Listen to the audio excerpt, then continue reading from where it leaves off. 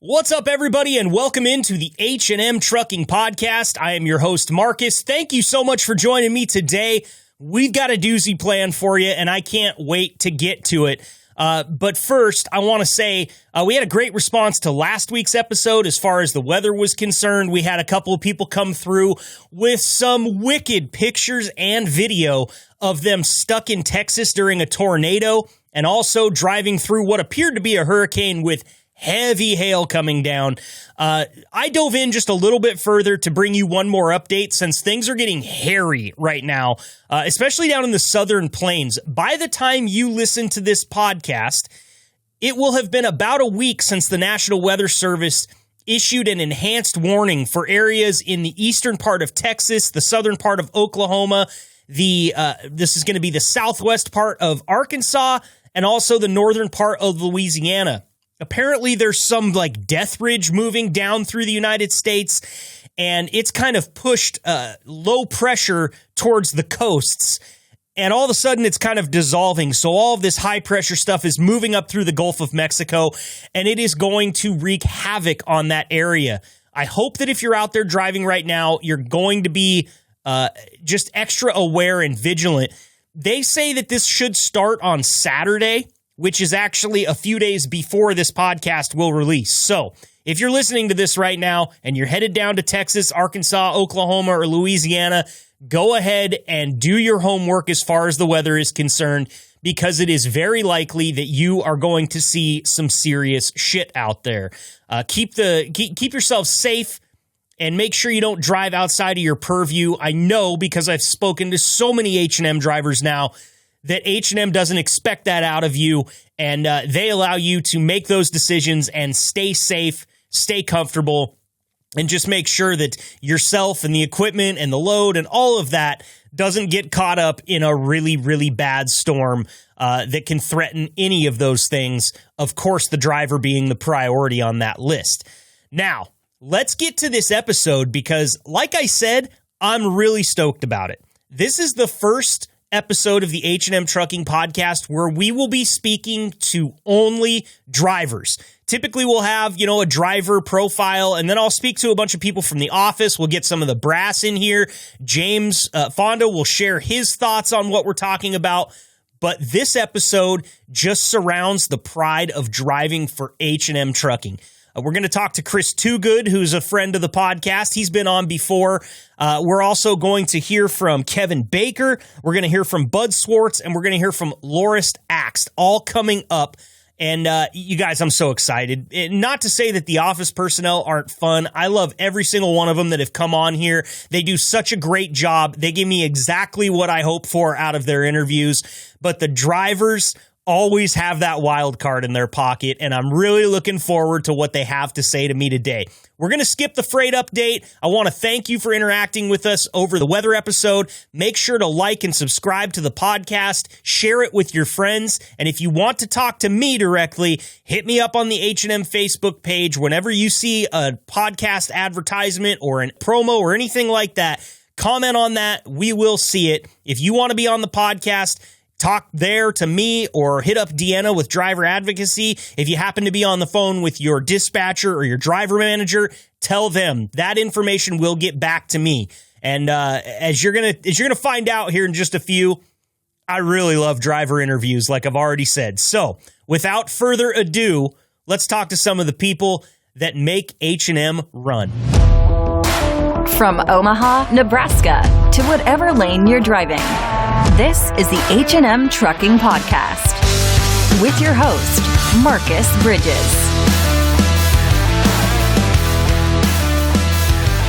Next up here on our very special driver-only episode of the H&M Trucking Podcast is H&M driver Bud Swartz. Bud, thank you so much for being here today. How are you doing out there? Hey, I'm doing fantastic. Thank you for inviting me. Of course. Really happy to talk to you. Are you, it sounds quiet where you're at. Are you off the road or are you joining us from over the road right now? I'm actually at home right now on home time, so relaxing a little bit and spending some time with the family. Awesome. Well, I hope Father's Day went well for you. Did they take care of you, buy you a big steak, or take you out to see a baseball game or anything like that? Actually, we went to see my mother-in-law, and my steak night was last night. Awesome. So, long as you get it in, right? It's steak or prime rib, brother. There's nothing else. And what's your preferred cook level on that steak or prime rib? Medium rare. Atta boy. See, I knew you weren't going to let me down there, bud. No. You don't want to overcook it because there's nothing there, and it's too chewy. Yep. It's got to have a little juice to it. I use Lowry's seasoned salt. Have you ever used that on anything? Absolutely. Yes. Lowry's is a staple, or was a staple in my home. I've kind of moved a little bit to like a salt, pepper, garlic mix that I make myself, but in a pinch, Lowry's is everything and more. I'll use it every day of the week and twice on Sunday if I have to. When I cook a prime rib, I just coat the outside with Lowry's. I just dump it in my hand and slap it on there and let it cook off. Man, what a crust. Oh, I bet. So are you a pretty good grill master, it sounds like? If it's meat, I can cook it. Nice. Well, you ever make your way out here to the Pacific Northwest during the fall, come to one of my tailgates at the Oregon Ducks games, and I'll cook you some meat, too. That's something I really enjoy. I try to stay away from Oregon. Oh, really? Tell me why. Yeah. Well, it's gone too crazy out there right now. Traffic's real bad. The DOT out there isn't the friendliest, although I've never had a run-in with DOT. If I get inspected, especially now with H&M, it's always aces. It's just the attitude that they have. And, being a retired cop, I've had the power. And I don't appreciate somebody trying to throw it at me, even though they know, because I make it clear up front, hey, I've been a cop. What do you guys are supposed to be the good guys. Right. Do you feel like that experience as a police officer helped you in dealing with some tough situations? If somebody does try to throw that power at you a little bit, or somebody tries to catch you off guard, maybe tries to write you a ticket that isn't necessarily warranted, do you have a better time in those situations because you were a police officer? I think I'm a little more knowledgeable on what they can and can't do. Mm-hmm. And that pretty much takes the upper hand away from them. Their biggest weapon is our ignorance. If a policeman, and it's your private vehicle, says, hey, I want to search your car, you have the right to say no. Mm-hmm. A commercial vehicle, you don't have the right to say no. It's a commercial vehicle. They can search your vehicle all they want. Right. And there's nothing you can do about it. And I've heard people in truck stops, I told them I was going to call the U.S. Marshal, and the U.S. Marshal isn't going to come out because the DOT officer wants to do the legal thing and look in your truck. Yeah, it seems like U.S. Marshals might be tasked with a little bit larger issues, yeah?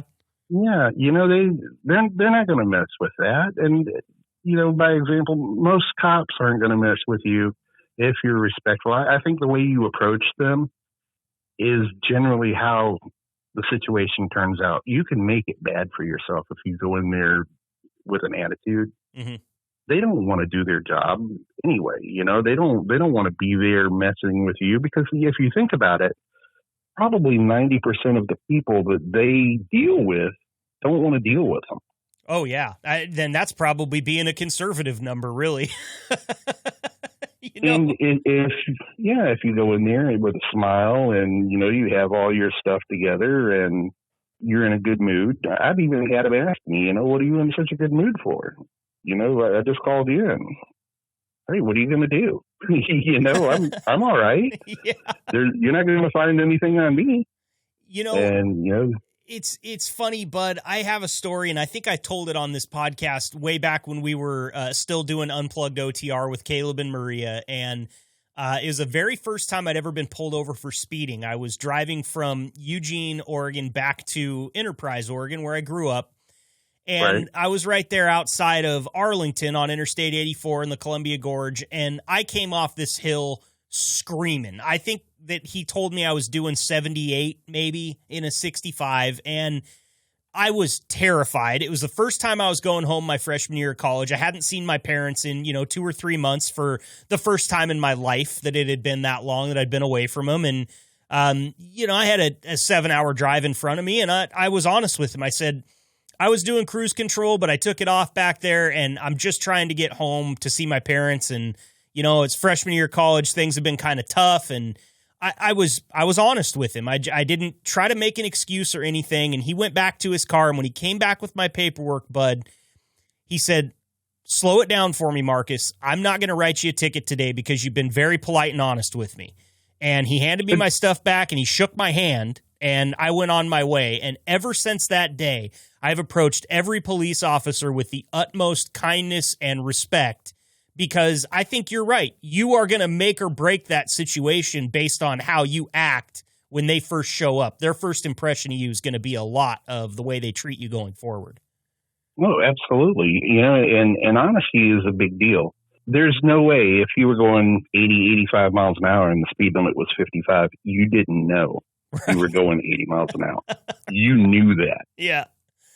And, for somebody to tell me, no, I didn't know how fast I was going, and they were going that fast, well, right off the bat, I know I'm dealing with a liar. So, they're probably going to get issued a citation. If they tell me the truth and say, hey, yeah, I messed up or whatever, I shouldn't have done that. And I'm like, well, you're right. You shouldn't have done that. But I think you've learned your lesson. You're not going to do it again, are you?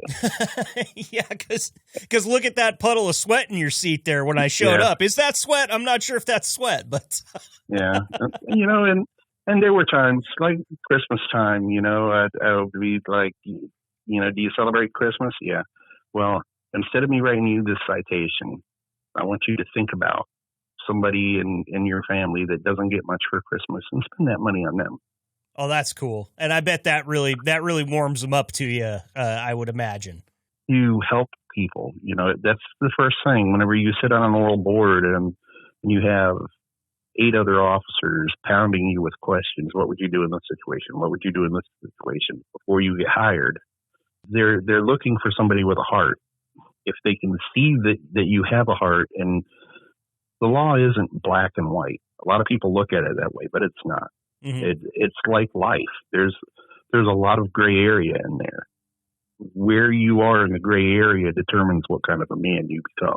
Well said. That's great. And how long were you an officer for, Bud? 16 years, and I bought my military time. I had 6 years of active duty military time.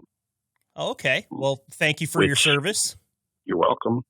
It allowed me to retire from the police department with 20 years.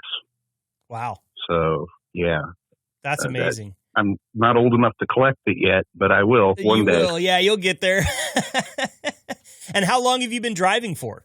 Now 16, 17 years. So you're a true second career driver. I am, and knock on wood, I've never had a ticket. That's amazing. Hats off to you with that kind of driving record. That's something that not many people can say. Not an overweight ticket, not anything. And it's part of it is using your head, especially whenever you first start off, because a lot of other companies, the training companies will tell you to do things that you really shouldn't do. And inside, hey, maybe I shouldn't do this, but you do it anyway and you get caught. Right. Well, and you don't know what to say because you're new to explain it to DOT or the police officer, and you end up taking the fall for it, Sure. So I understand that you've been driving for 16 years now, but you haven't spent that whole time with H&M, correct? Oh, I wish I had spent the whole time with H&M. Why is that? H&M is a family. Last year, I had a cancer scare. I had to come off the road to get treatment, and I've got a scar on the side of my neck now where they went in and they removed a gland. They weren't happy that I was having to come off the road, and neither was I.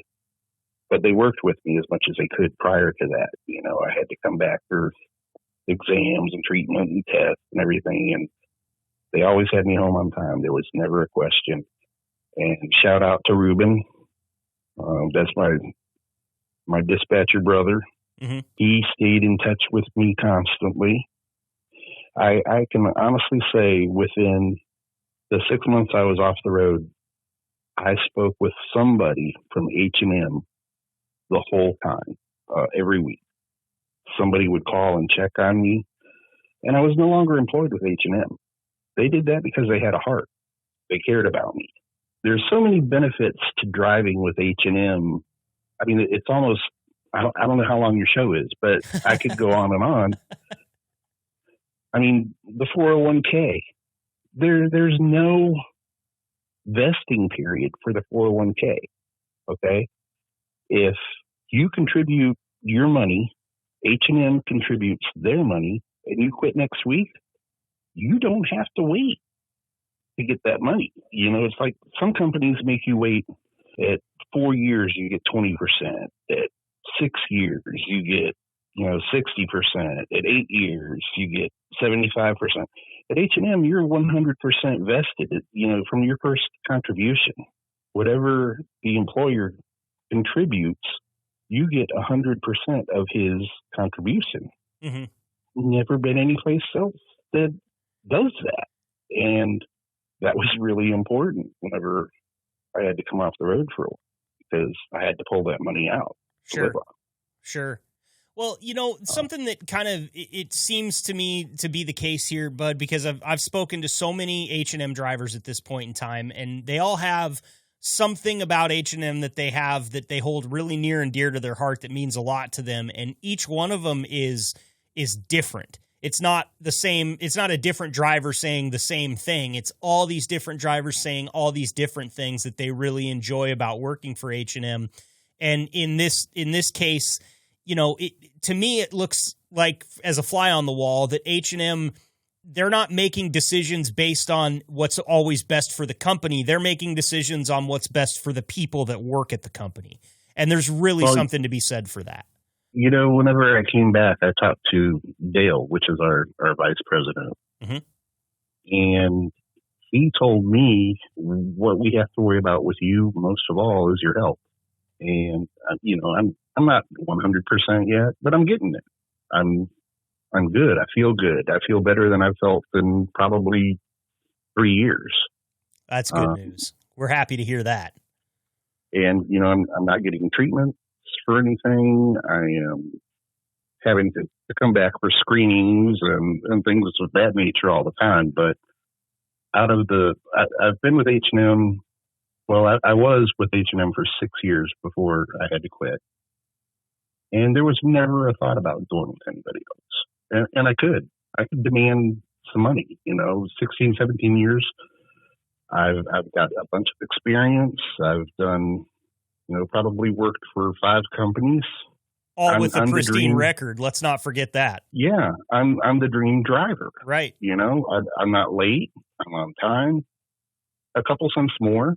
But are you really making more? Who else pays you when you drive into some really bad weather? Say you're in Wyoming and they close the road down for 2 or 3 days. Who pays you to sit there and not drive? H&M does. H&M does. That's damn right. And you're not the first person that's told me that. And they say, that always seems to be one of the things that gets mentioned is they don't expect me to just sit there and waste my own time and make nothing for it. You're technically on the job. It's not your fault that you can't drive. I've picked up trailers before that were a mess in the back, and I've had to clean them out. And I'm like, oh man, this is going to take me 2 or 3 hours to clean out. And I have to get to this other run. And they're like, okay, clean it out, we'll pay for it. That's awesome. They've never treated me unfairly. And that's all you can ask for. They've never lied to me. And I would never lie to them. If, I feel bad and I think, well, hey, I'm going to have trouble making this run or whatever, I call them and let them know, and they just reschedule it. It's not that case with other companies. And I can tell you firsthand, other companies don't care that you want to go home or your son's graduating or, your child's getting married or your mom's having surgery. Mm-hmm. H&M does. They make sure you're there for your family because they understand what's important. One of my buddies, whenever I first started driving, I worked for one of the training companies. He said, well, here you're just a monkey holding a steering wheel. They don't care anything about you. As soon as your butt gets out of that seat, they can put another one in that seat. H&M's not that way. They don't want to lose you. Yeah.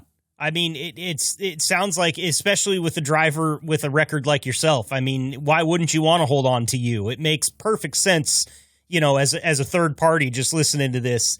But I hear it with other drivers. I hear guys that are only 2 years in or 3 years in that they fight to keep them because they know they're a good employee. And it just, it says a lot about the culture that runs behind the scenes there at H&M. And I know that the whole staff there at the office, as well as all of you drivers, have worked hard on that culture because it takes everybody.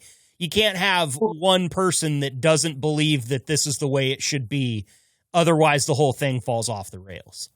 It's out on the road. You can just walk up to another H&M driver, and there's a camaraderie there that didn't exist with other companies. I don't feel like I'm competing with other drivers here. Right. I feel like they're my brothers. Hey, where are you going? I'm going to so-and-so. Hey, who's your dispatcher? I've got Liz. I've got Ruben. Liz helps me out sometimes, though, because Ruben gets busy. And, you've got an instant friend. I've never been to a trucking company before that there wasn't a counter or a piece of plexiglass or something between you and the office personnel. With H&M, you can walk in and see whoever you want to see. I mean, the president of the company is right there in the middle of the building. You can walk right up to James and slap him on the back of the head if you want to. You might not have a job, but you could do it. Well, with some of the stories he tells me, I feel like the recruiting assistants might do that on a daily basis to the poor guy, to be honest with you. But I'll tell you what, I think that the recruiters there, they really have an easy job because it doesn't take much to sell our company to somebody who is looking for a job and they want to go to a good trucking company. It really doesn't. I mean, we have a waiting list of people that want to come to work at H&M. That nobody else has that waiting list. Yeah, you might have to wait to go to an orientation that takes a week long and you're herded around like cattle. At H&M, it's not like that. I mean, you go right in there from day one, and they're nice to you. They're kind to you. It's not a typical, like, you go stay at a hotel, and they throw a total stranger in the room with you. They put you up at a casino there in Council Bluffs. That's so cool. And in your own room, not just you and some dude. And the dinner's on you, but they do feed you lunch, I think, and the hotel has breakfast. So if you want breakfast, you can eat breakfast at the hotel. They feed you lunch during orientation, which is expedited, by the way. It's only like 2.5 days. I think depending on how fast the class absorbs the material, they can get it down to 1.5 days, maybe 2 days. But it's slated for 2.5 days. But if it's just one person, you could probably be done in 1.5 days. And dinner being on you isn't that bad because you're out there in God's country for steak in the greater Omaha area. So you can go find yourself a good steak wherever the hell you want it at that point, right? Man, you're at a casino. You got the buffet there. Oh, perfect. I didn't even think about the buffet, man. What am I thinking? Crab, steak, some lasagna in there, maybe some shrimp. You got it figured out, bud. You can tell the experience really shows. When, that costs some money. It's not like you stay at, Joe Blow Hotel and where everybody stays. Right. You don't know who that person is that is in the bed, on the other side of the room from you. You don't have any idea. They could be, a convicted felon. How do you know? And you're leaving everything that you're going to take on the truck in the same room with that guy? Yeah. Nah, it's sketchy. Yeah. I don't even want to go to sleep in the same room with that guy. Well, Bud, listen, we're running up against the clock here. I knew this was going to happen today. I planned for 15 to 20 minutes for these interviews. I knew they were going to run long because I enjoy listening to you guys talk about H&M and just your careers and what brought you to truck driving in the first place. But real quick, I want to give you the floor. Is there anything else or anything that you'd like to say to the office staff at H&M? Because I can tell that you really appreciate them, and I'd love to give you the floor if there's anything you'd like to say real quick. Well, I want to tell them that they do make a difference.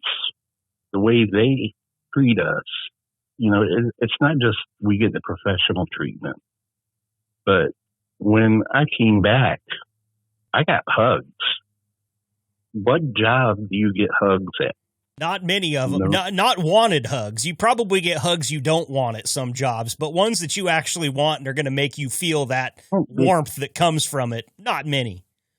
Yeah, it's like, I prayed for you. I've been thinking about you. I cared about you. I'm so happy to see you. You look great. Welcome back. I thought Ruben, my dispatcher, was going to cry. He did. He ran into the bathroom. He got it done in private, so it's all right. Yeah, I think that's where he is every time I call him. So. Well, Bud, once again, thank you so much for sharing some time with us today. Really appreciate it. I'm going to put you on my list so we can get you back on the podcast again in the future, all right? Hey, brother, anytime, you want to shoot a call to me, you go right ahead. And, if you need an opinion on something, I'm more than happy to give it. Okay, and what if I need a prime rib? You're going to have to pay for the meat. I'll cook it. Okay, I can handle that. That's a good deal, man. I'll take it. You have a good one. Right, stay safe stay safe out there. Stay healthy as well. Okay, Bud? All right. Thank you. Thank you. You too. Bye-bye. Bye. That's Bud Swartz, H&M Driver. Man, we are lining up some great interviews today. This has been fun, and I can't wait to see what's next.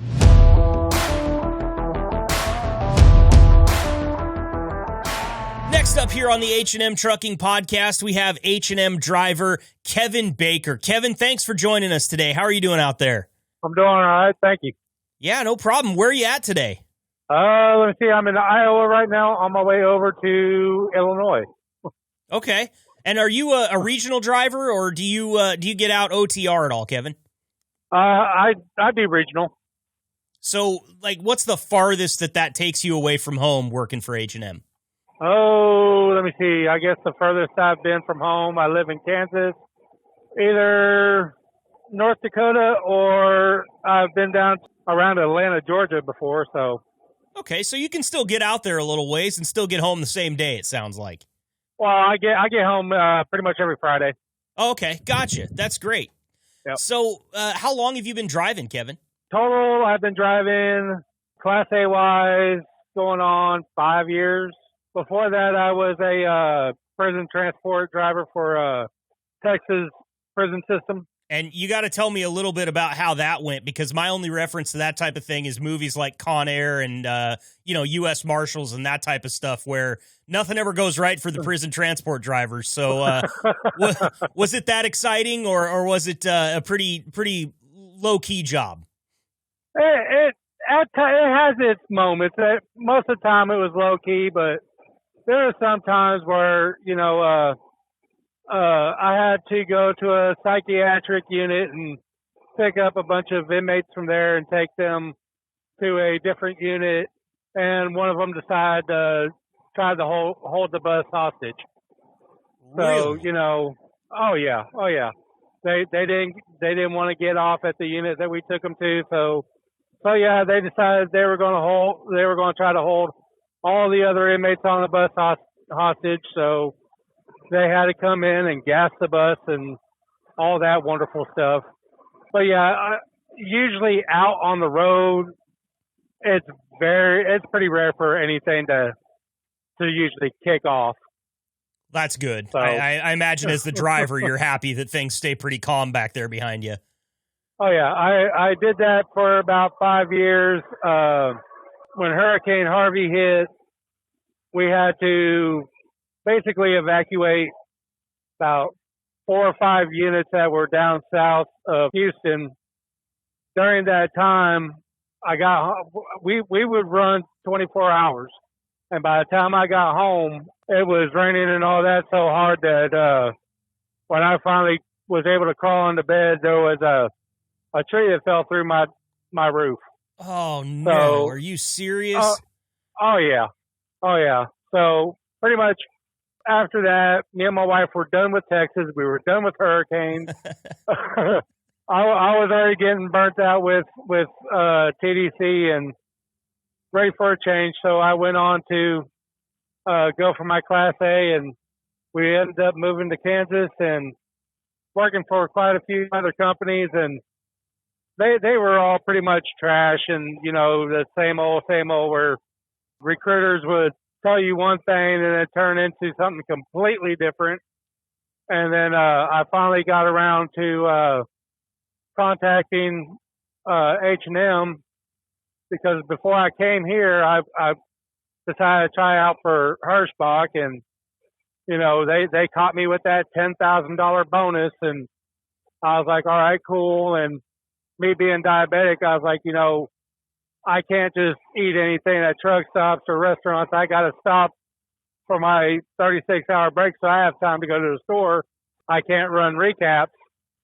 And they said, that's fine, that's cool. And the next thing I know, they're having me run recaps. They started charging me some kind of load fee. I don't know what that was.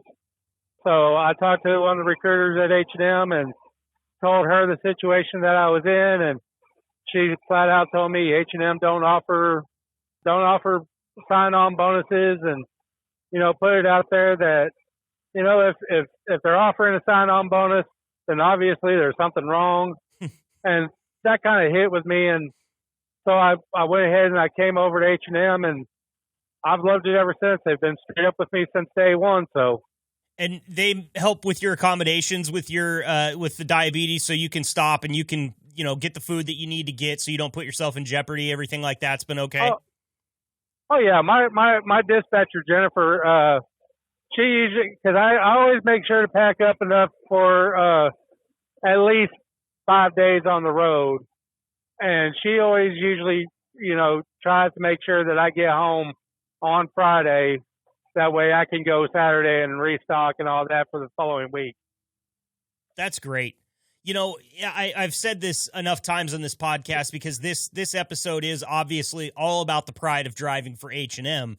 And what I keep hearing is, and this goes back to, 10, 15 episodes that have already happened on this podcast, but it sounds like H&M treats people as individuals a lot better than a lot of these other companies. Your individual needs, and maybe you have a disease or something like that, or maybe it's, I've had somebody on that's had a cancer scare and had to go off the road for a little while. They're always accommodating. It doesn't matter what it is. They're going to take care of you. Would that be an accurate statement? Yes, sir. I believe so. At least in my situation, yeah. That's really cool. So I have to ask you, because earlier you said you were sick and tired of Texas, so you moved to Kansas. I've been watching the weather across the southern region of the United States and down in Texas and everything, and they've got some wild heat waves and then into rain and all sorts of flooding that's predicted. But I also see sometimes you're kind of down there in Tornado Alley in Kansas, are you not? Yeah, but with that, it's pretty much anywhere you can run into tornadoes. And I was like, I'm not going to find anywhere that's completely perfect.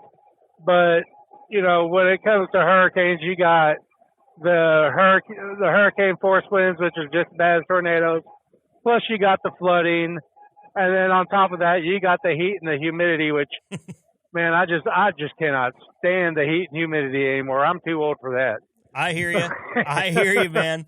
Well, I would tell you to move up here to the Pacific Northwest, but here within 10 years ago, I can't remember the exact date, but I've lived here my entire life, all 38 years, never once have even heard of a tornado. And here I think it was about 8 years ago, one touchdown in this little tiny town called Almsville and just cut a swath right through it.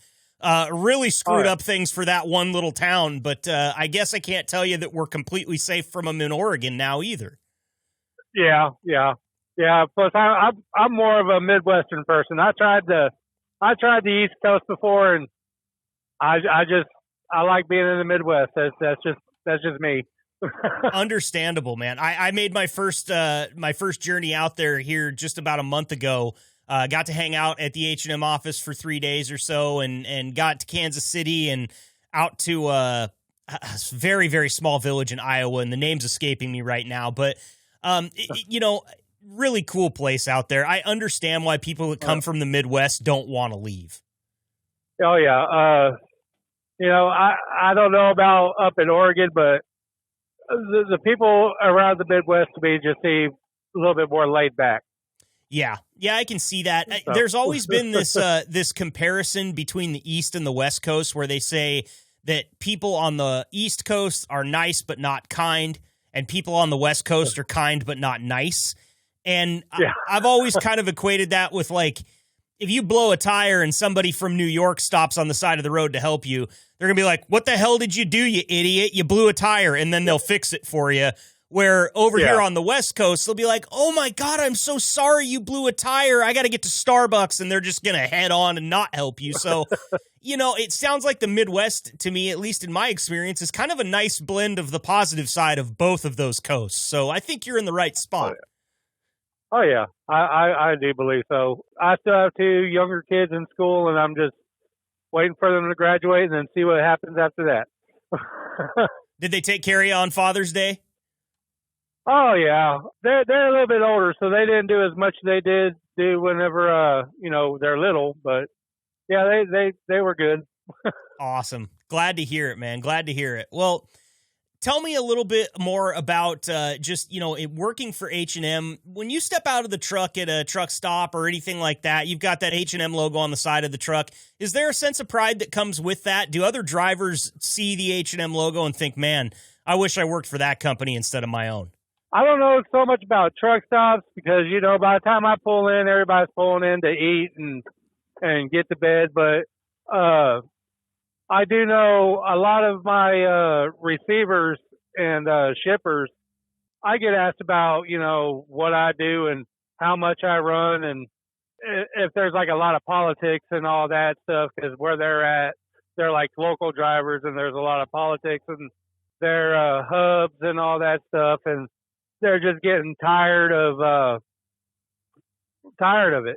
Mm-hmm. And I tell them, everything's easy going.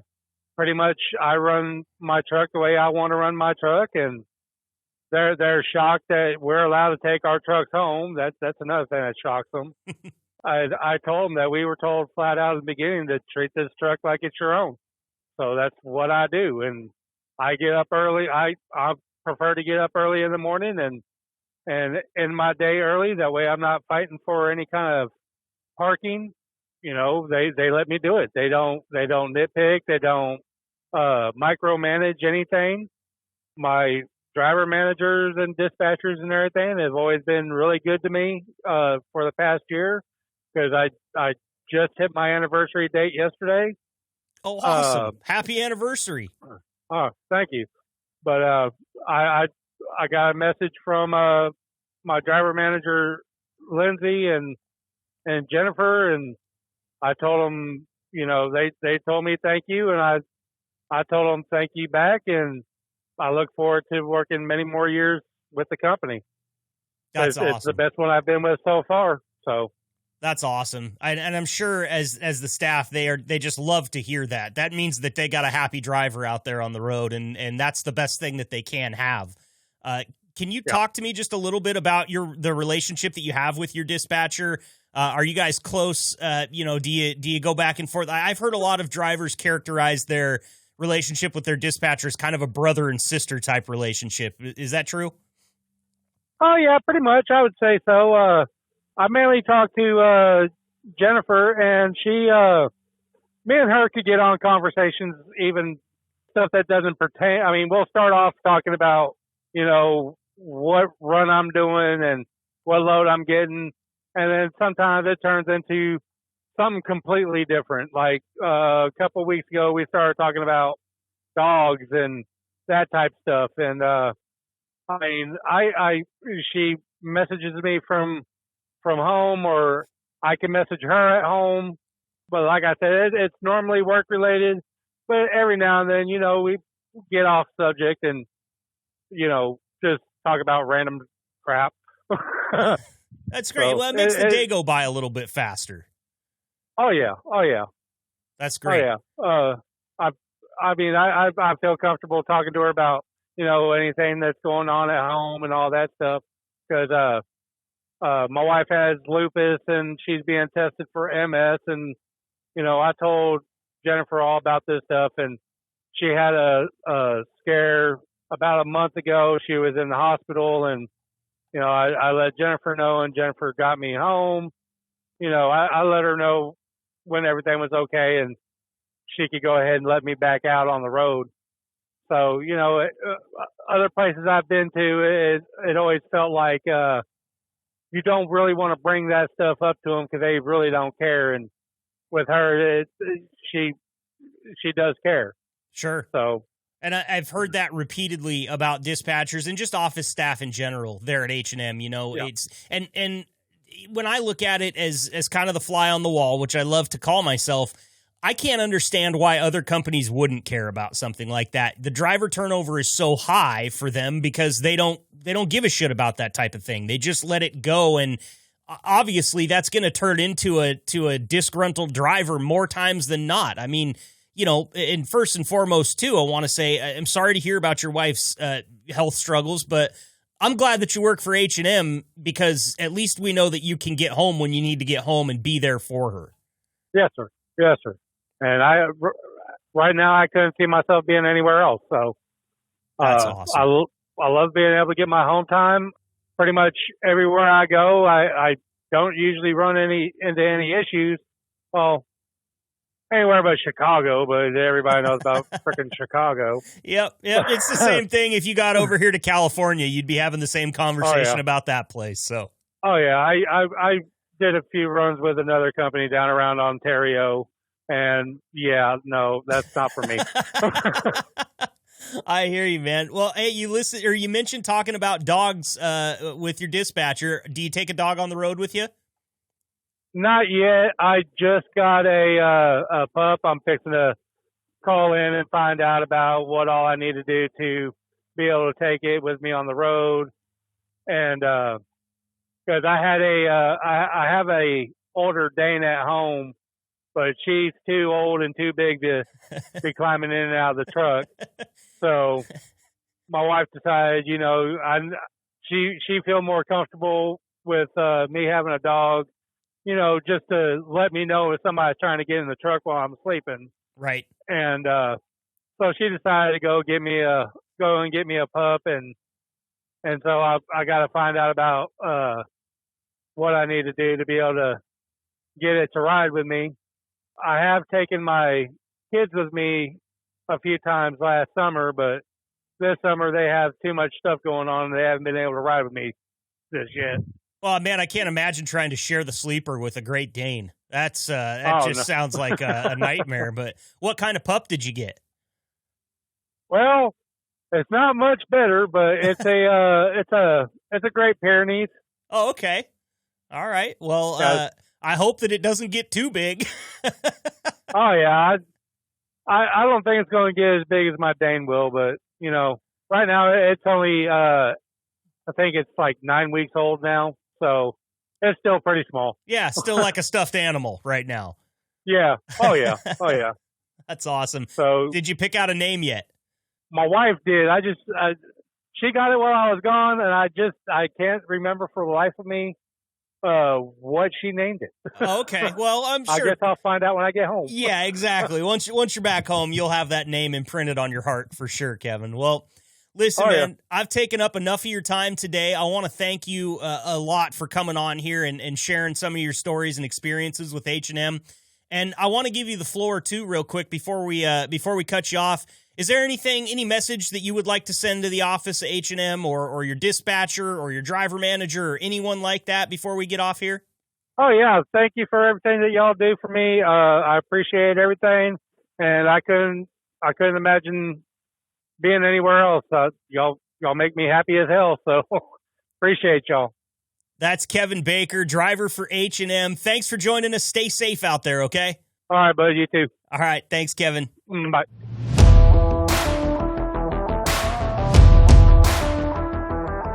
Great stuff already this episode from Bud and Kevin. Huge thanks to those guys for taking some time out of their day to join us here on the show. Now, this one is a little bit light on what we might call extra content. I'm not bringing you a freight update. I barely touched the weather.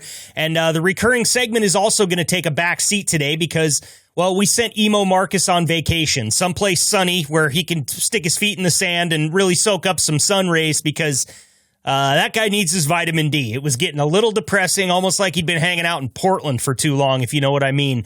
So don't worry. I'm letting these driver interviews run a little bit long because I'm having so much fun talking to these guys. Coming up next, we've got 2 more in store for you, so let's get to them.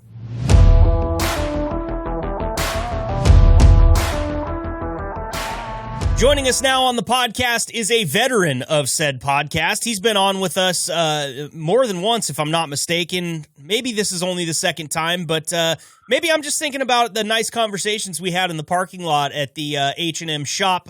Please welcome to the show, Chris Twogood. Chris, how you doing out there? Good.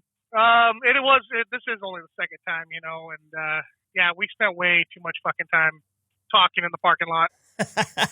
Hey, I enjoyed it, man. I thought James was going to start charging me rent. I was taking up so much room. We wouldn't let that happen. We'd just tell him, hey, man, he's just admiring this very nice hat that you bought me. Yeah, no, I'm not a hat guy. You know that. You saw my bald head. I certainly did, man. The thing is everybody's like, you have a full head of hair. It's nice when it's, and I'm like, yeah, but when it gets to a certain degree, a certain temperature, it's too damn hot. And it looks like hell, I look like I got electrocuted. But you look good bald, man. You look really good bald. See, for me, I've got this George Costanza thing going on up top, like a crop circle is like a race of small aliens landed on my head and are trying to communicate with people taller than me. You know what? Buy a pair of clippers, cut it down, and get a Bic razor. Hell, I'll buy you a 5-pack of Bic razors and just own it. Go full baldy. Man, do you think it would work with this beard? Yeah, you know what? I think it would. You kind of have to shave it down, shape it a little differently. But I think it would work. All right. Well, I'm going to go ahead at the end of this call. Just stay on the line with me. I'll give you my wife's number, and you can have a chat with her about that, see what she thinks, all right? Oh, shit. She kicked my ass, wouldn't she? She's pretty ripped, man. She spends a lot of time in the gym, but she's also a very kind soul, so... Hey, I'll pass because it's embarrassing to get your ass kicked. It's even more embarrassing to get your ass kicked by a girl. Yeah, but yeah, I'm not gonna say. I'm not trying to say that as a sexist thing. I'm just saying that as the truth because I have a sister and she knows my weaknesses. They don't hit above the belt. They hit where you least expect it. Yep, exactly, man. I have an older sister. She beat my ass until I think she went away to college when I was in 7th grade, and she came back and she hit me once and took off running, and I caught her by the hair and threw her over the couch. And maybe it was the shirt. I was going for the hair, but that was the last time. I found out, or she found out the hard way that she stopped growing and I kept going. So, I finally was able to compete, but she knows all my buttons. My sister doesn't need to physically do anything to me to get under my skin. She could do it all with words, man.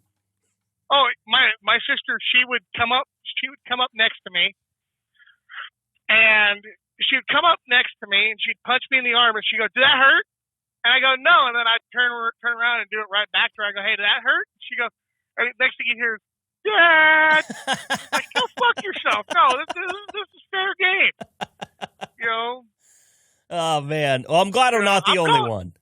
I'm calling your ass out. You made me sound like a total fanboy when you were talking to Maria the other day. Well, and let's be fair. You know what? We're all fanboys for Maria. Can we just say that? Can we just admit that right now and get it out on the table that everybody misses her on the podcast? We all miss her, but not, the way you're making me sound. Oh, I miss Maria. Oh, where's Maria? I simply asked you, hey, what happened? It was unplugged one day, then it was H&M podcast, and everybody went away, and, I was like, what the hell? I mean, because I'm not going to lie. I missed the banter between you and Caleb the most. Oh, yeah? Because it was so damn priceless. Well, because everybody hated Caleb. We didn't hate him. We just couldn't understand him. That's love the kid. You're a millennial, and you're what? You're a millennial. Barely. I squeak in on the front end there, and sometimes I don't own it. But yeah, you're right. Believe me, I'm a 91 baby, so I don't claim it most of the time either. I just say I'm a Gen Xer. Yeah. Because I think more like a Gen Xer, but yeah, I understand. I understand your feelings. My whole thing was just knowing that there was no ranch dressing and no ketchup in Caleb's fridge. And Caleb, if you're listening to this, eat some fucking ranch, eat some ketchup, and call it a day. Get over yourself. You need something for your chicken nuggets. It's not going to happen, man. I went out to dinner with him when I was in Omaha, and I just put a ketchup packet next to him, and he switched sides of the table. So, oh my God, come on, dude. Now, okay, so I can apologize. I can own it. If I made you sound like too much of a fanboy, I do apologize. But there's there's something else that you need to call me out for here that you brought up yesterday when I called you. And yeah. I know what you're talking about. I've been waiting for you to come back on the podcast so that we can actually set this thing in stone, because from what I understand, a CB handle you can't just make one up for yourself. It has to be bestowed upon you by someone else that's talking on a CB, correct? Correct. This is how I learned it. So there might be ways of it might be different throughout different generations. But the way I was taught by an older driver is that your CB handle is bestowed by a fellow driver or a senior, a veteran. And so I got my handle from a buddy of mine that he's got 20 years of experience towing and over the road experience. He got his from his boss when he first started. Like his is trailer brake, because one day, this is the funniest story ever. He couldn't move the truck. He was frustrated. He called the road service guys. They came out from the shop. Guy looks at his truck, pushes the red button in, says, "You're good to go." Oh no! And so he gets back to the yard, and the service truck is right behind him. He gets back to the yard, and his boss just looks at him and goes, "Have a good day, trailer brake." So from that point on, he was trailer brake. And so yeah, it's And remind me of what your handle is and how you got it. Mine's Boo Boo. And who gave you that? That was given to me by a friend of mine named Dan. We were running together one day, and I'm going, and for some reason he had the front door, which I usually run the front. He runs the tail, and I call out. I'm the front door man, and he had the front door for some reason, and I was like, man, I'm getting hungry, and just randomly he goes, "Hey, Boo Boo, I see somewhere we can go pick some picnic baskets." And it's just from that point on, he goes, "Dude, that's it. That's your fucking handle." That's great. He goes, I have to keep it that way. I was like, all right, hey, it works.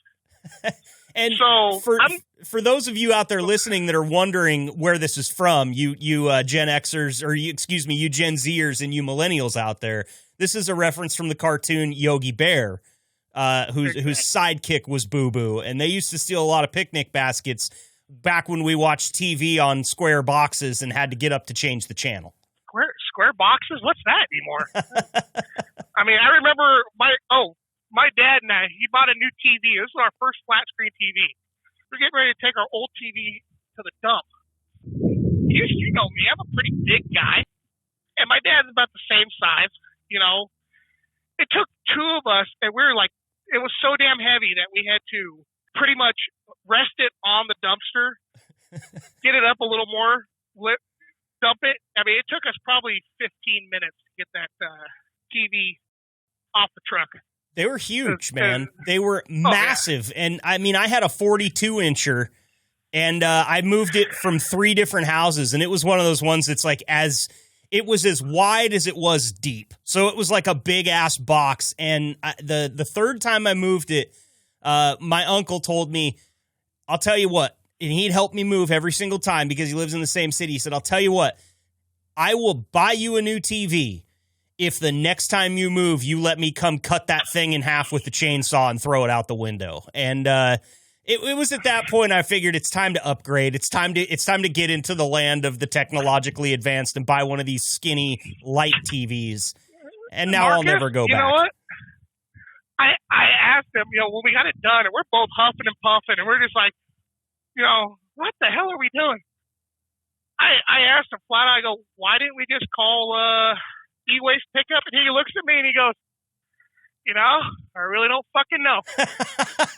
Just like, and there's been plenty of times where my dad and I have had that exact reaction or that exact interaction going, why didn't we just do it this way? I don't know, man. Hindsight's always 20/20, right? Yeah. I know we're just but yeah, so anyways, back to the CB. Yes. I gave you and Grant your CB hand. Yes, you did. Right there when we were chatting in the parking lot at the H&M shop. And yep. You had a really good one for me, and even though it's something that I've made a living doing, I still have to own that I do it way too much, and that is talk. And so you bestowed on me the CB handle of what? Go ahead. Yapper. That's exactly right. Because what I thought was going to be like a 5-minute, hey, how are you? Nice to meet you interaction. Because I was on my way to my car to go do something. And we ended up sitting in the parking lot for, an hour and a half talking? Yeah, it was easily, it might have been a shade under 2 hours even. Like, we were there for a long time. Yeah, and then the next morning I saw you again, and we were talking again for another, couple hours. And then Grant's like, hey, I need your help. I'm like, what? I'm not, we were in the garage, working on that, you guys were taking pictures of the truck, and I can't believe Jim didn't teach you how to turn that truck on. Well, he might have taught Grant, but he's not going to teach me, man. Anytime I'm around that type of heavy equipment, these guys that maintain it and look after it get real skittish, I'll be honest with you. I mean, just don't push the yellow button and you're good. And that just makes me want to push the yellow button, Chris. So yeah, your CB handle is officially Yapper.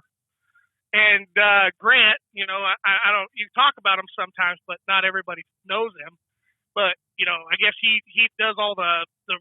What does Grant do? I don't even know what Grant does. Well, he runs the company. Frankly, he runs a branch of the company. I'll put it that way. And he puts on more miles than anyone that I know that doesn't drive professionally. He drives all over this country. And that's why his nickname is No Load Over the Road. Yep. And he owns it and he loves it. And I need to do the same with Yapper. There's just no question about it. I mean, you got a pickup truck. You might as well throw a CB in there, even if it's a little Cobra 29. That way when you go back out to your hometown, you get in truck, you get on the radio with the loggers, and this is Yapper. It does sound fun, and I've told this. I've said this before on the podcast, but when my dad and I, when I was younger, we used to go on these weekend hunting trips from time to time in the late fall. And it was about like a 10-hour drive to where we had to go. And we would leave on Friday night after my high school football game and jump on the road. There's nothing to listen to on the radio that late at night. And so he would get on the CB and just chat with drivers. And of course, he was managing a sawmill at the time, so everybody knew who he was.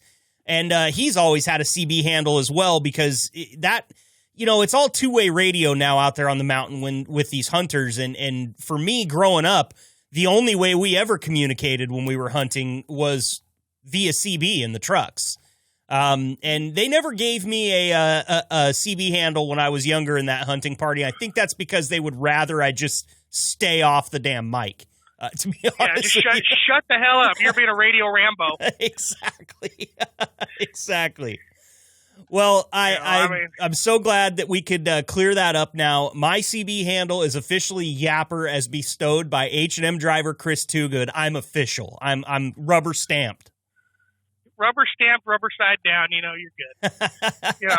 But it's I was giving you a hard time yesterday. We were talking. I was like, man, I said you made me sound like a damn fanboy. I said, no.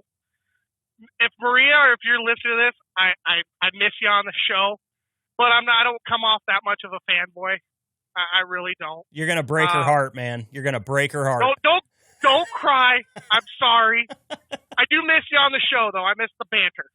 Yes, we all do, and we'll get Maria back in here again for another guest appearance before too long. Because you need to get Caleb on too at the same time. Just bring it back. Yep, you're right. We should just go ahead and put that on the schedule. Maybe I'll do that this week, get that scheduled out someplace so we'll all know when the band's getting back together, the original three. There you go. So tell me, are you out driving right now, right? I'm actually just stopped in Altoona, Iowa. I'm dropping and swapping a trailer heading to Plainfield, Indiana. Okay, that was exactly what I was going to ask you, is what your route was looking like today. And I looked down and realized we've already been talking for like 16 minutes or so, and we haven't even touched the topic at hand, which the reason we're doing this episode today, I'm only talking to drivers on this episode. And the reason is because the episode is about the pride that comes with driving for H&M. Can you talk to me a little bit about just working for H&M and what it means to you, and if or when it gives you like a sense of pride out on the road? Well, first off, you could cut about half of what I've said at the beginning out. It was profanity filled and in true fashion. Just I don't have a filter, but we know who we're talking to here. Don't worry about that. You know how it goes. But no, I was thinking about this when you're talking about it, and I stay with someone asked me like, why are you still at H&M? I said, because I do have a family. I've worked with several other companies where you call in and it's, what's your truck number? And you're sitting there going, even your dispatcher's like, what's your truck number? I'm like, this is it's Chris. You call in and it's anybody's like, oh, hey, Chris, how you doing? Yeah. Like you've been talking with Brenda the last couple of weeks. I was on her board for 2 years. And like she said, I was like a little brother to her. That's awesome. I could sit there and banter. I could BS with her and she'll probably deny it, but I was getting ready to quit H&M at one point. Because Really? I was burnt out. I was getting ready to, I was just going to come off the road. And I was kind of in that holding pattern. I was going to come off right around Thanksgiving. And she goes, what do you got planned? What do you got planned? And I said, oh, nothing. I'm just going to grab a hotel and kind of sort shit out for a couple days. And she goes, well, you know what? She goes, we're just hanging out at home. She goes, if you want to come over and have dinner, you're more than welcome. That's the kind of, that's really what kind of impressed me with H&M, because that's, it's not just her that would do something like that. Sherry in the office, her and I, we bullshit back and forth, and it's just one of those things where you are family. If you don't like something, you tell it as it is, and if you do, you do. And when I was getting ready to leave, even Dale, I put my resignation in, and Dale called me, and he goes, hey, I understand why you're leaving, and he goes, if you really don't find what you're looking for, you're more than welcome, to come back. There's always a truck open here, for you. That was the first time that I worked for a company that said that. The other companies, when I left, they had that attitude of, oh, you'll be back. Mm-hmm. We're the best. You'll be back. Or like you're screwing yourself and them. You're not doing anybody a favor. So just get going and we'll see you when this all turns out bad. Kind of that attitude. Yeah, you tell me that. I'm looking at you, challenge accepted. I ain't coming back. I actually had, it was funny because I had one of the companies call me about a year ago, and they were offering me way more than what H&M paid, and they're trying to get me back get me back over there. I go, you know what? You guys save your breath. I'm never coming back to your company. Wow. And they go, why? And I told them, I said, because the level of disrespect you guys have for your drivers, it's not worth the money you pay. Good for you. You know, and because I like, you know, I don't do, you know, I tell people, I don't do this job for the money. I mean, if I wanted to do something for the money, I would have stayed with my engineering degree that I was working on. Mm-hmm. I do it, you know, I do it because I like the freedom, and I like not having a manager.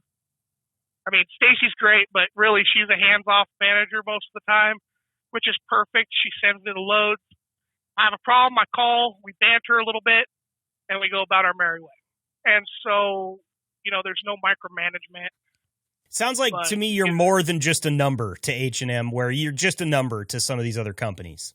Oh, yeah. I mean, it's one of those things where, you know, like today, prime example, you know, Stacy, she called me. They switched up the load a little bit that I was delivering to.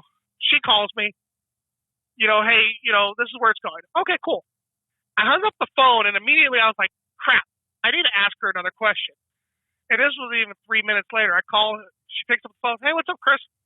Now, I understand they've got caller ID, but not very many people look at, you know, other companies. They don't even look at the caller ID. They don't even acknowledge who they're picking up. They're just pushing a button. Right. And so it's one of those things that with H&M, you know, people ask, you know, and you know, you get other drivers that say, well, how long have you been with the company? I said, 4 years. And they go, wow. Because in the industry, average turnover for a company is about 1.5 to 3 years. That's amazing. Because you max out, you know, you're not making enough money, or the miles aren't where you want them to be. And, you know, people get pissed off, you know, they have a bad week, and all of a sudden it's the end of the world, and they say, screw you, I'm out. Mm-hmm. You know, it's like, if you're not getting enough miles here, you're doing something wrong, because yeah, everybody's going to have a slow week. There's going to be times where you're just in a bad freight area, and you're going to have a 2,000 mile week, but the next week you might have a 3,200 mile week where you're sitting there just running your tail off and you're tired as all hell. So it's one of those things that, you know, when I could come into the yard and bullshit and banter with anybody in the office. Like, I always laugh because you interviewed Jim last week, you know, as you know, for your Father's Day special. And I was laughing because when I used to be on the hopper side, my truck blew a turbo just outside of Davenport, Iowa. So they towed me into Davenport, and this is in December. I stayed the night in Davenport. The next day they realized, like, hey, your truck is not just the turbo, it's the top end. It's going to be a while before we get this fixed. Mm-hmm. So I'm like, okay, cool. You know, Jim calls me, and instead of saying, hey, we're going to put you up in a hotel tonight, and we'll talk to you in the morning, he was like, hey, I rented you a car to get back to Omaha. I said, okay. I said, that's fine. He goes, the reason is because there's an ice storm coming through tonight, and I really don't want you on the road tomorrow. That's so cool. I was like, oh, okay. I mean, it's a 4.5 hour drive. That's no problem. So they got me a hotel in Council Bluffs when I got there. And the next morning I walk in, and as a joke, I go, hey, Dad, how you doing? And he's laughing. He goes, why do you call me Dad? I go, well, I mean, I don't want you on the road. You know, there's an ice storm coming. I said, that was a total dad move. He goes, well, it's true. He goes, I don't want any, because I know how people drive. I don't want any of my drivers on the road during an ice storm. He goes, shit can turn bad really quick. Yep. But it was just the way, you know, he handled it. It was like, hey, I got you a rental car. Just get on back to Omaha. You know, there's an ice storm coming in. I don't want you stuck out there. That's awesome. Well, hats off to Jim. You know, he got crowned quintessential dad on the podcast by James last week. So you gotta love it, you know? You know, and he's good people. I have nothing bad. Well, I have nothing bad to say about anybody. And that's a really good microcosm of why the pride of driving for H&M is what it is. You've got not only a good group of drivers, a great group of drivers, but you've got a support staff that are second to none back there in Omaha. Well, and, the thing is too is everybody has their hiccups. Everybody has their moments. I can't say that I've always been in agreement with everything, and there's times where I'm just really ready to blow my top, but at the same time, I have to be like, okay, you know what? I'm probably just having a bad day. Yep. And that's the thing, is everybody's allowed to have a bad day. Yep. Well, I'm not. I've been told specifically no bad days, especially now that I have a CB handle that is like official. Like now I've got to get my shit together, Chris. Well, I mean, now you're just going to get your CDL and get your happy ass over to Omaha and come work. What? I'm not working hard already. Well, I mean, you're hanging. What do you normally say? You get to hang out at your house, play video games, and hang with your corgis all day. Well, the video games come after the work's done, but yeah.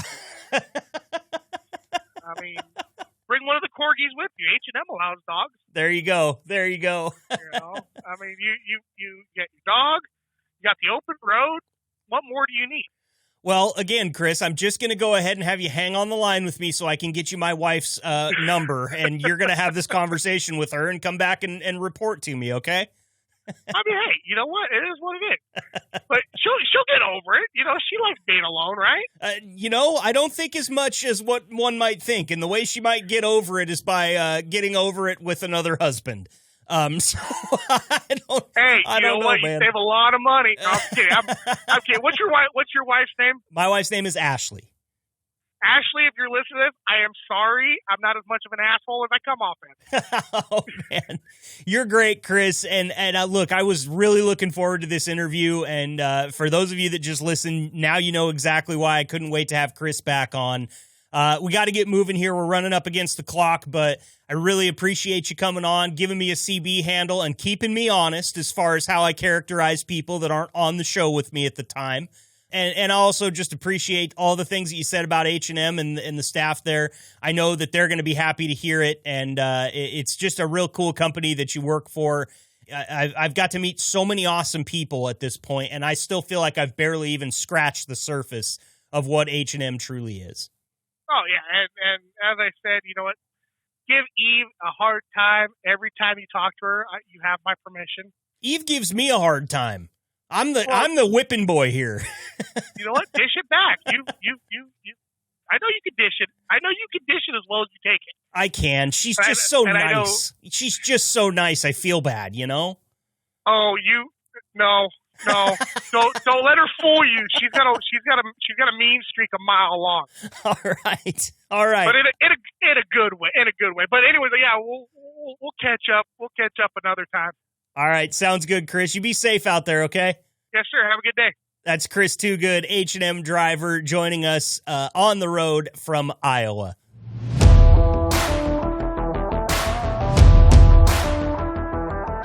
Joining us next here on our driver-only episode of the H&M Trucking Podcast is H&M driver Lorus Axt. Lorus, thank you so much for joining us today. Where are you joining us from, and where are you headed to? Yeah, it's my pleasure, first of all, to speak with you here, Marcus. We're actually going across the Bonneville Flats in Utah. Oh, nice. You got some scenic area out there. Yeah, incredibly scenic. This drive that we've taken today is one of the clearest we've ever seen this area. It might have been because of the rain earlier or what have you, but I've seen mountain ranges I've never seen prior. So that's awesome. Very scenic, yeah. Very cool. Now, you're using the term we, so I've got to assume that somebody's traveling with you. Can you tell me about that? Yes, it's my wife, Carol. She has been with me.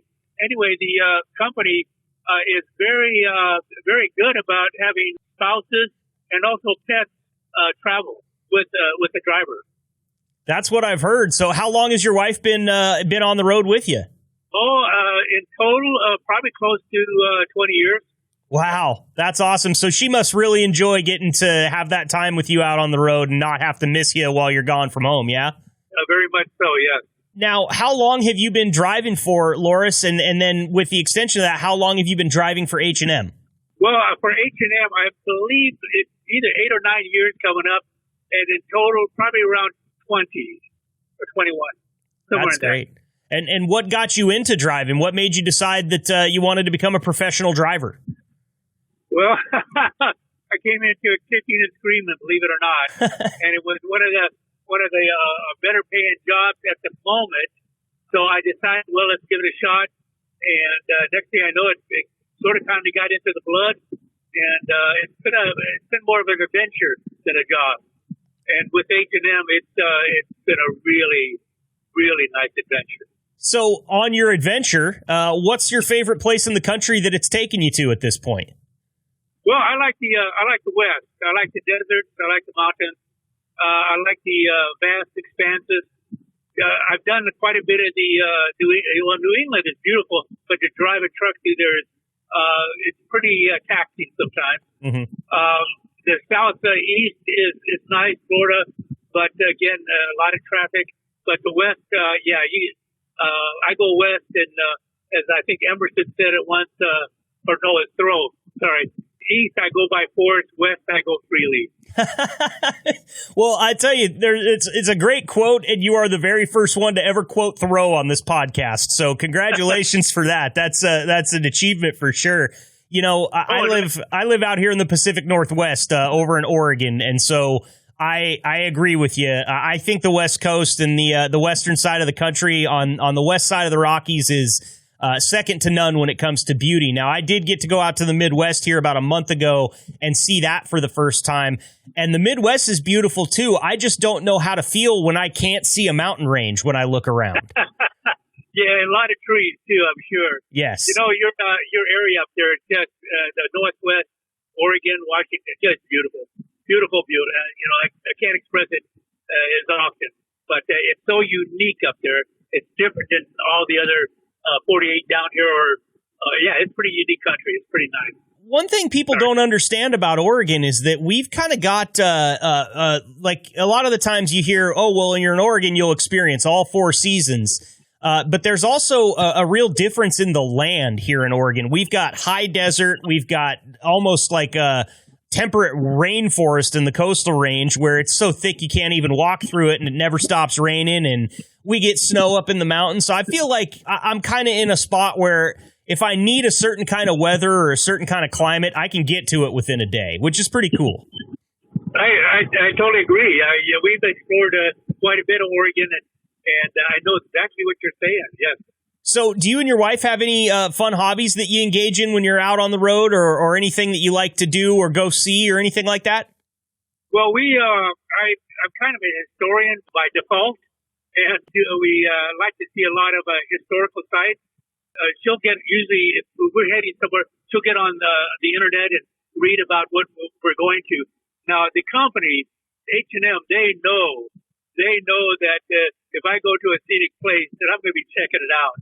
And so, like your state of Oregon, we've been to Astoria.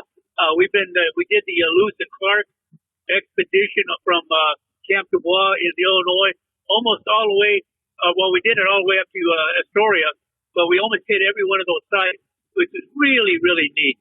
What I'm doing, driving a truck, a lot of times, I mean, we're not doing the straight Lewis and Clark, as they travel, but as we crisscross, we sure hit a lot of the places, and did a lot of the Pony Express places too. So it's kind of cool being out here doing this stuff. Oh, yeah. And as a history buff, like you say you are, I'm sure that just tickles you pink. I mean, the Lewis and Clark Trail is so cool. It doesn't sound very exciting, but one of my class trips at the end of one of my years in school was to the Interpretive Center in Baker City there off of Interstate 84 that runs along the Oregon Trail there. And I mean, if you're into that type of stuff, if you like to read up on the history of this great nation, there's so many places where when you're driving through, it's almost a shame that the interstate system kind of came alive and doesn't make a point to drive through all those places. But off the beaten path a little ways, you can always find something cool to look at. So, you mentioned Baker City. We had some of the best blueberry pancakes I think my wife and I have ever had there at that little restaurant by the truck stop there. So, I like that area too. That's first country, I believe. Yep. Yep. And, one of the things I love about talking to drivers like yourself, Lorus, is that I can mention a place like Baker City, Oregon, that maybe has 20,000 people in it. And really, you only ever drive through Baker City. You never really stop there. I mean, we had a baseball tournament there once as a kid, but that's about it. I love that you guys have such a great handle on the geography of the country. You guys know where everything is, and all I have to do is mention a landmark, and it could be anywhere across the lower 48. A driver's going to know right where it is. That's a really cool thing. It's funny. Not as much today, but maybe about 10, 15 years ago, I could talk to some of the guys, and they could tell you what mile marker was posted there, Oh, that's awesome. Now, you've been driving for a while, so you were around back when CB culture was a really big thing. I know it's kind of sort of going the way of the buffalo a little bit these days, but do you still use your CB quite a bit for communication? Do you get any entertainment out of it or anything like that? No, not really. As a matter of fact, I am in the process of buying one. I don't even have one right at the moment because the CB to me primarily serves when I'm at when I'm loading up, especially out in the what we're doing. I'm over at the hopper division for H&M. We have both the hopper and the van. But at the hoppers, a lot of times you go into a rural area, and a lot of times you need to move up or move back in order to get loaded. And the CB helps a lot. So by entertaining and out talking, not as much. No. Not as much. Well, I only asked because one of your fellow drivers bestowed me my own CB handle on this very episode, and I'm so excited about it. My CB handle is Yapper from here on out because I talk a lot. So, well, if I ever hear that on the road, I know you're nearby. There you go. There you go. Well, hey, can you talk to me a little bit, Lorus, about the pride of working for H&M? It seems like you've been here for, almost a decade now. Things are going well. They let your wife travel with you and the pets if you need them in there. What is so great about working for H&M? Well, I was with a company prior for 12 years, and it was waning. That was putting it politely. It was just not going in a direction that served us very well. So my mother had lived up in Omaha at the time, and she was getting up in her ages. We live in Texas. And anyway, I pulled up to a truck stop, and I thought, well, let me walk around, and I'm going to talk to drivers to see what they think of their company, because it was time for me to change. Mm-hmm. And so that's what I did. And, you get the normal gripes and all this stuff. And then I look at the person individually, and I thought, well, I can see why they're griping. But anyway, I saw a guy with the H&M, and anyway, the truck and trailer looked good. He looked good, very professional. And so I talked to him about it, and he said, "Oh my God," he said, "I've been with them for 3 years." He said, "I wish I would have known about it earlier. I would have been with them a lot longer." And I thought, okay, that's okay. That's a nice, very cool. I don't know if I'm talking to the owner's son or what, but it's a nice, that's nice. So anyway, about a week later, I saw another H&M driver, and I thought, well, let me talk to this person. Talk to the same thing. Oh my God, yeah, I love this company. People are really good and everything. So I went ahead and looked into it. I gave them a call, and they had where you do your resume onto the internet, and they said, yeah, go ahead and fill all this out, and then we'll probably give you a call the next day or so. What really surprised me is that I got a call from Randy Mueller, and he was the owner and president at the time, and he's the one that's interviewing me. And I said, oh my God, this is incredible. I am very impressed. So we hashed it out, and I mentioned to him, that this is what I need to have, and and then he told me that this what he needs to have, and next thing you know, we came into a nice agreement, and I thought, I had a really good feeling about this. Talked it over with my wife, said, I think this is going to work out really slick, and that's how it started out. So sure enough, I came up there, went to orientation, started meeting the people. So before, Marcus, when I did call quite a few other places to, kind of get a feel of, how they're running things. A lot of it was a lot of song and dance that I knew wasn't going to be possible. They'll lure you in, and once you commit, then you find out something different. Well, this one, I never had a doubt. I thought, Randy's pretty straight-laced. I like that. Everything I've heard about it is right on. So we go up to Omaha. I go through the orientation, meet the people. I'm thinking, my God, this is great. I go out for 4 or 5 months, and I'm saying, you know what? Everything is as said. And Randy asked me if I wanted to do a testimony after that. I said, "Oh, you bet I would." And it's on YouTube, actually. So that was eight years ago, and I have the same thing to say if I was going to do that over again.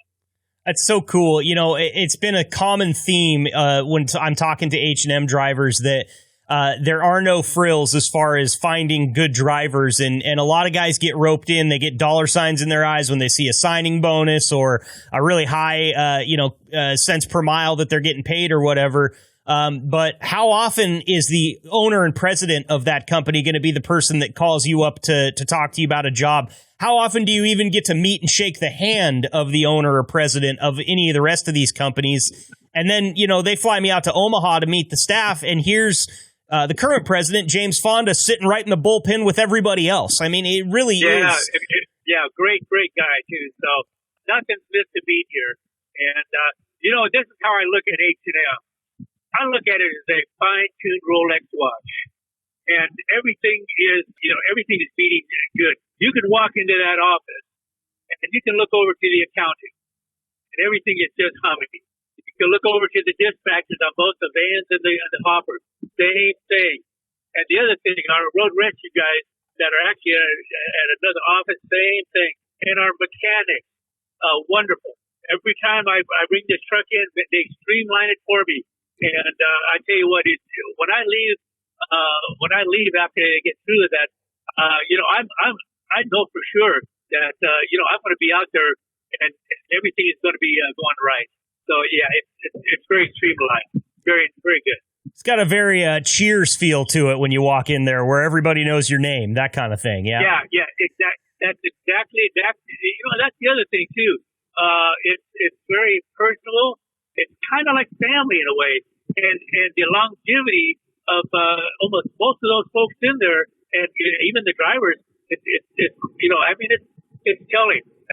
They've been around for some time, and it's cool when you work with people for 8 years and they're still there. Yeah, so it's cool. It is. It takes a lot of work to make a company run as smooth as what H&M does. And my hats go off to everybody, those that we talk to on this podcast and beyond, because we don't get to talk to everybody. We only get to talk to a select few. But I hear that sentiment echoed over and over and over again about the company. And it makes me proud to be the host of the podcast that features the company. And just getting to hear that you guys all like your job so much, that's all you can ask for. I mean, everybody's got to have one. A job's kind of like an opinion. Everybody's got one and nobody wants to hear about it. But if you've got one that you like, I'm more than happy to hear about it. And I get to do that every single day. So it's such a cool company, and that's the whole purpose of this entire episode, was to highlight that, and only talking to drivers so that we get the driver perspective 100%. And you guys have just knocked it out of the park for me on this episode. I'm so excited to get it up on the air for everybody to listen to. Oh yeah, and I just want to make sure that everyone catches it. I'm not related to Randy Mueller or James Fonda. So I just want to make that clear, okay? Yep, absolutely. And neither am I. That's an important thing for me to say as well. So is there anything that you'd like to say, Lorus, to everybody back in the office? I know that you get to talk to them sometimes, but one of the things that I've wanted to do with this podcast episode is give you drivers a chance to say anything that you'd like to say, maybe say thanks or anything like that to the office staff and everybody. Yeah, very grateful. A good staff. When it goes out on the road, and you have dispatchers and you have road rescues and our mechanics standing behind them, and you feel pretty comfortable about going out there and knocking out that extra mile, so to speak, and what have you. But we have an incredible. Our dispatching is incredible. They time it where you're not in a hurry or a rush, but they just time it right to get the product delivered on time. And they're very well the weather, the road conditions. So those things are always taken in consideration. That's pretty neat. You're not talking to somebody behind the desk that doesn't have a clue what's going on there, but they need to have this product there right now, if you know what I'm saying. You have people that are there in the office that know exactly what's going on, what you're going through, and they empathize with you for that. And that is very appreciative.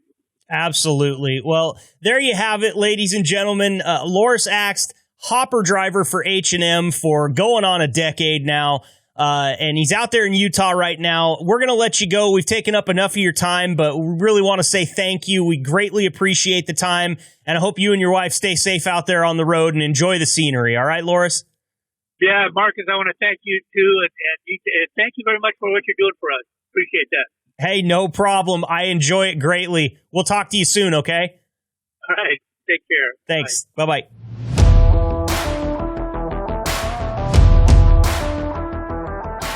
That's going to wrap it up for this episode of the H&M Trucking Podcast. I want to say a huge thanks to everyone that stopped by to listen today.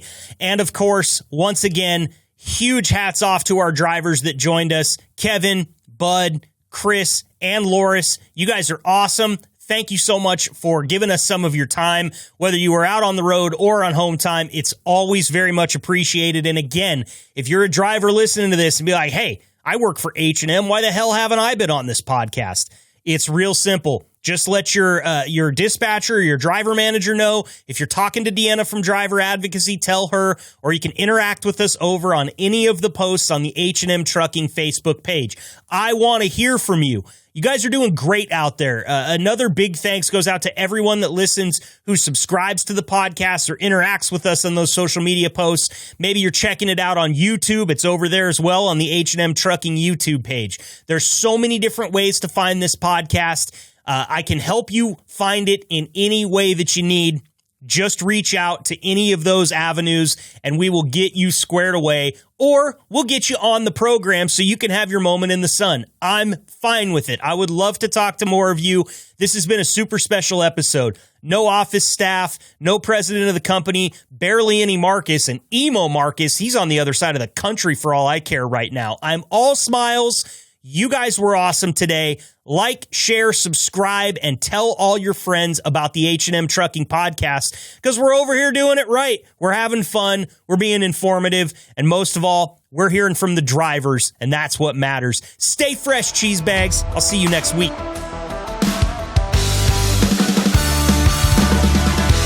Thank you for listening to the H&M Trucking Podcast. Please leave a review, subscribe, and connect with Marcus over at the H&M Trucking social media channels. And if you're considering a job at H&M, find us at hmtrucking.com. Until next time, stay safe and ahead of the curve drivers.